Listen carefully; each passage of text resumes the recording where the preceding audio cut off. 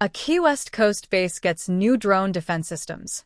SpyGlass rounds out the trio as a Ku-band phased array radar, a type of radar system that uses electronically steered beams instead of a physically rotating dish to track multiple targets simultaneously, and Anduril says the system's onboard computing extends its detection range by 25 to 30% compared to older radar designs, giving base defenders more time to identify an incoming drone before it gets close. Two Anduril engineers led the installation work on site: Tommy Hernandez, III, the company's air defense team lead, and George Nguyen, a tactical operations engineer, working directly with JIATF 401 personnel to get the systems physically installed and integrated. That hands-on collaboration between a private contractor's own engineers and the task force reflects how JIATF 401 has structured much of its rapid fielding effort, leaning on defense technology companies to build and install systems quickly rather than routing every project through the military's traditionally slower acquisition process.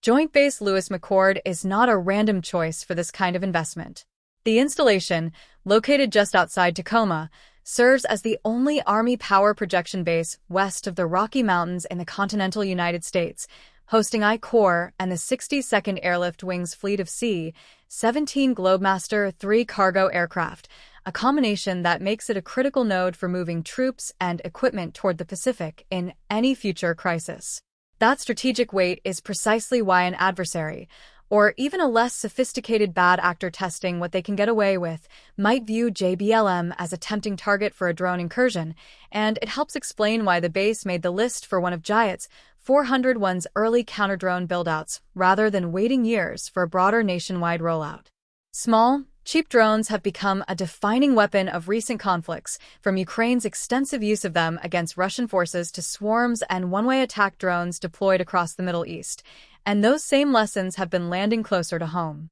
U.S. military installations have reported a rising number of unexplained drone sightings and incursions in recent years, incidents serious enough that Pentagon officials and outside researchers have specifically flagged gaps in how well American bases can detect and respond to an aircraft that might cost less than a used car but can still carry a camera, a payload, or worse, over a secure facility. JIAT's 401's broader mission, which includes a separate pilot program testing laser and microwave weapons at 5 other installations, and a $642 million contract with Anduril to protect Marine Corps bases, treats the JBLM installation as one piece of a much larger effort to close that vulnerability across the entire joint force rather than at a single site. What happens at Lewis-McChord over the coming months will likely shape how quickly similar systems reach other bases, since JIATF 401 has consistently framed its installations as building blocks toward a standardized,